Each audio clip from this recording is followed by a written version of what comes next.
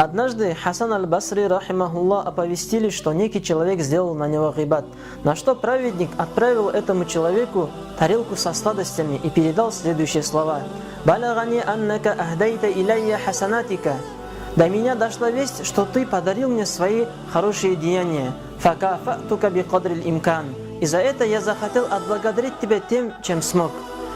Ведь человек, который занят сплетнями, обсуждением чужих недостатков, занят гибатом, он подобен тому человеку, который установил катапульту, посредством которого разбрасывается своими благими деяниями в разные стороны. Мы совершаем добрые поступки, помогаем кому-то, делаем садака для малоимущих.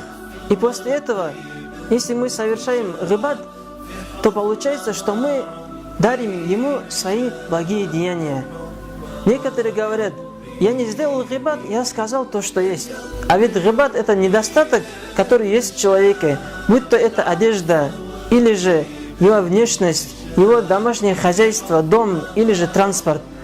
Коротко говоря, если мы обсуждаем кого-то за спиной, и это ему не нравится, то это гибат.